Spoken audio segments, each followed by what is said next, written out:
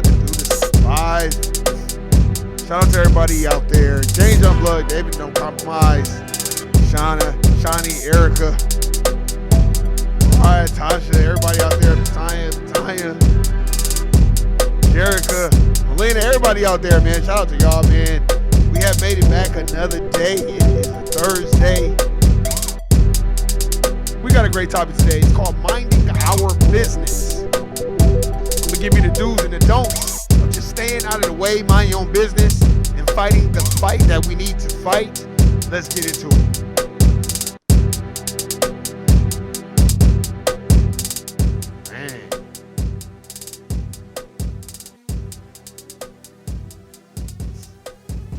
Man, shout out to everybody out there today. Man, topic today, minding our own business. I've been seeing on social media, I've been seeing on a little bit of Instagram, everywhere I see black folk, some of us, the majority of foundational black Americans, just minding their own business. Again, shout out to my brother Dave from No Compromise, shout out to my brother James Youngblood. We definitely got to get a live going soon. But I think we need to start minding our own business. I see a lot of things. I see a lot of people talking about the Israel and Palestine thing. I see a lot of people just poking their noses in things that they shouldn't be poking their noses in. I see people fighting for Sheila Jackson Lee, a non-foundational black American that's not going to do anything for foundational black Americans or have a specific agenda for foundational black Americans. And it just brings great sadness to me, you know, because like we just don't know how to mind our own business and stay the course. As Dr. Claude Anderson teaches, racism and white supremacy is a team sport. It's competition of resources. It's a team sport. We're playing individuality on our side of the fence, and on their side of the fence, they're playing a team sport. And I just think it's very imperative, important that we mind our own business. And you say, Warren, why are you talking about that? Why do you keep saying that? And the reason why I keep saying that is because everybody doesn't have a problem practicing benign neglect when it comes to foundational black Americans' plight and our struggles and what is owed to us, but we always want to jump into fights with other people and defend other racial groups when they don't even intend on defending us at all. For an example, the benign neglect policy. They invented that to keep us oppressed in a permanent underclass, but we don't like to practice that same policy on other people and other racial groups. Again, racism is the competition of resources, and you being fully invested in, you know, having forward progress movement of your people or making sure that we are replacing the system of racism, white supremacy, and establishing a system of justice, meaning the racial group that needs the most constructive help gets the most constructive help, meaning foundational black Americans who built this country for free without repayment. You got people like Omari Stoudemire, who's telling black folk, fuck you, and if you're not doing this, like, bro, that's not your place to tell black folk if we're not jumping into the frying pan, then fuck you. No, that's not our fight. That's not our battle. That's a disagreement between two racial groups that need to settle it themselves. We don't have no dog in that fight. We need to learn how to stay out of shit and keep the focus on what matters most. Did y'all see that protester going to that Democratic, I don't know if it was like a town hall meeting or whatever to represent Sheila Jackson Lee, and that dude was like, Bill Clinton should be locked up in prison for hanging out with Jeffrey Epstein. They was booing him and all that. But yeah, but let the black folk be clicked up with Jeffrey Epstein. I don't care if they gonna do the same thing they did to Cosby. It could be 50 years ago. Like, dude, Jeffrey Epstein didn't have no money then. It don't matter. You was with him, nigga. So we have to have that same type of energy. You know, that's why we need to act like how we are when we're in the movie. Just watch it. You can't jump into the movie scene. No, only thing you can do is watch it. So just watch the movie. Is that hard for foundational black Americans to do? Just watch the movie, not participate in it, not think that it's our job to go defending other racial groups when they don't even defend us, like Armando Wally. He got all pissed off at the Texas Republicans because they passed that law that if you are riding around with an illegal immigrant, you will be harboring an illegal immigrant, and you'll go to prison too. And he's like, so if I have, no, nigga, that's the rule. Stop. It's the same thing as if somebody get in the car with you and they just did a drive-by, you accessory to the fact. You can't, ignorance is no excuse of the law. Don't try to play dumb. We have to have a better understanding of what's going on. We're so quick to go want to fight other people's battles. As Dr. Claude Anderson says, the willingest ass carries the load. So how many times do we need to hear him say that? It's not our fight. You say, well, why you say it's not our fight? Well, because it's not. Have they mentioned anything about foundational Black Americans? No.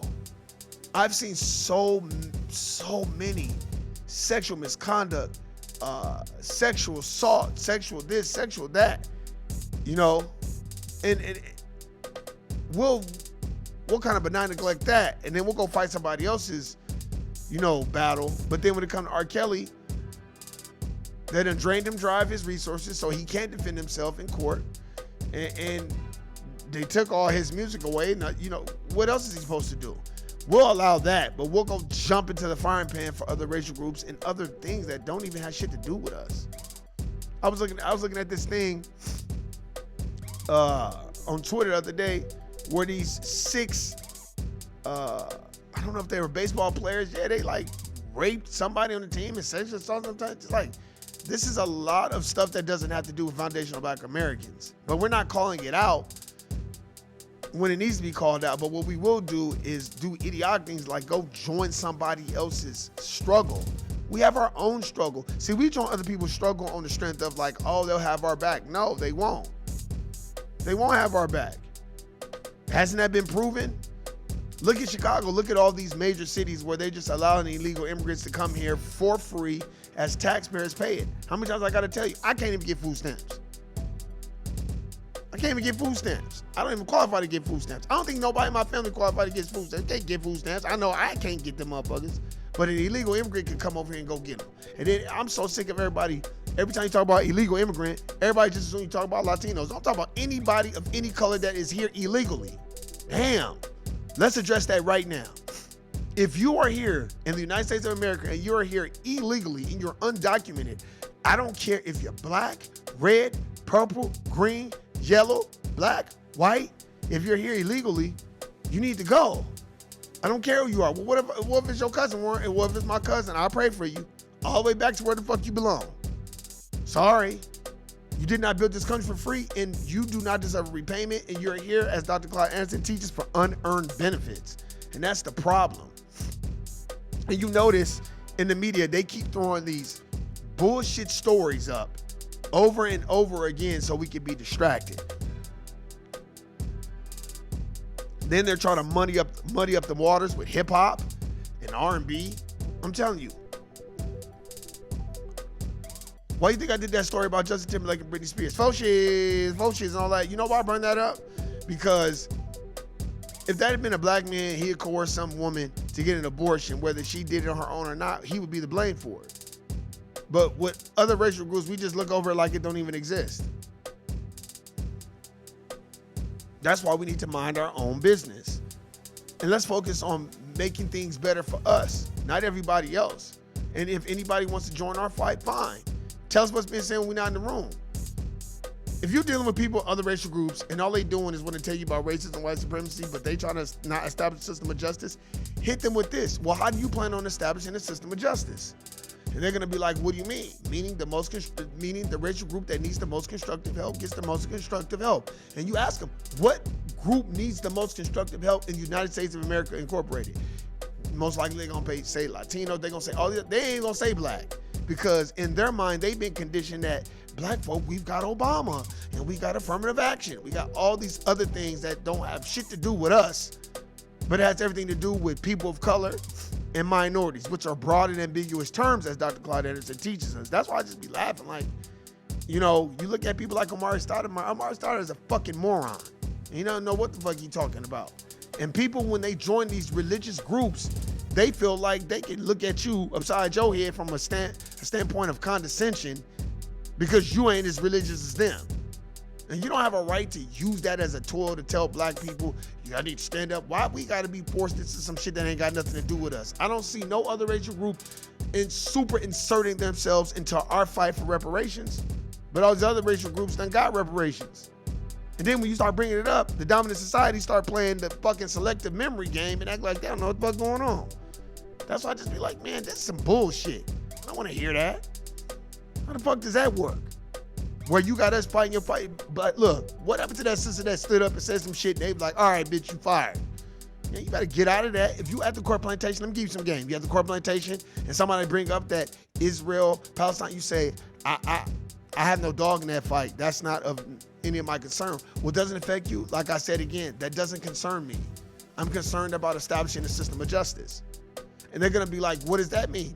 And then you say the racial group that needs the most constructive help receives the most constructive help. That's it. I just want to establish a system of justice. Don't even say replacing the system of racism and white supremacy. Don't even say that. Just say, I want to establish a system of justice. You don't even got to say the racial group that needs the most. Nope, you don't even need to say that. Just say, I'm trying to establish a system of justice. That's it.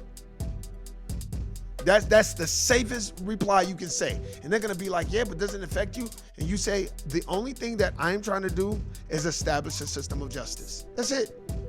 Let them figure out what you mean. Let them Google what establishing a system of justice. That's it.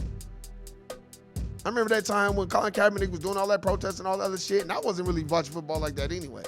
And the supervisor at that time, this was like when Colin Kaepernick was in the NFL, he's like, what do you think about the Colin Kaepernick thing? And I was like, dude, I don't even watch football.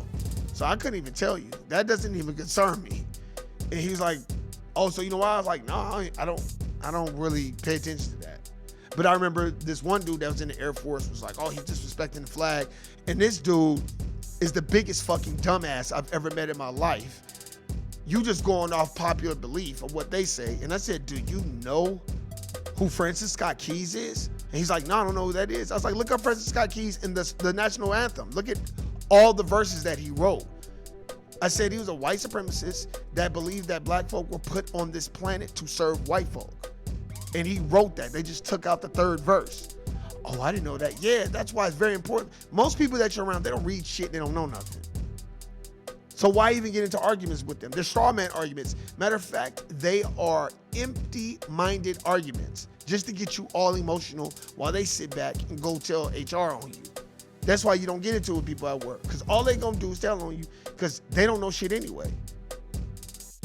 That's how you should respond. When a person's like, well, what do you think about Israel? I just want to establish a system of justice. You mean on the Israel thing? No, I don't mean on the Israel thing. I just mean in life. I want to establish a system of justice.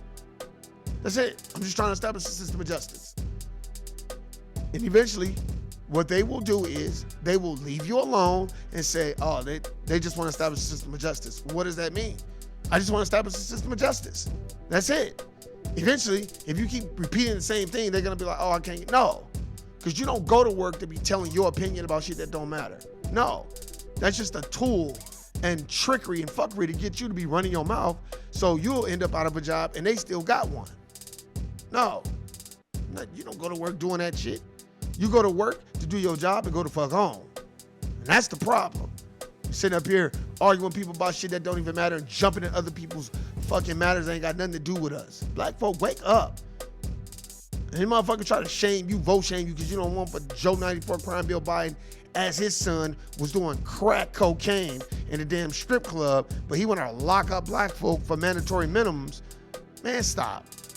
Joe Biden's the biggest hypocrite I've ever been dealing with in my life just looking at him. He's a walking fucking hypocrite. How you gonna lock up black folk for a whole bunch of crimes, drugs, and mandatory minimums, and then your son is doing crack cocaine in a strip club, and then buying firearms illegally and lying on the damn application? You should go to jail for that. You shouldn't be able to plead out nothing. And you should be the main one saying, son, you're gonna have to go to jail, bro.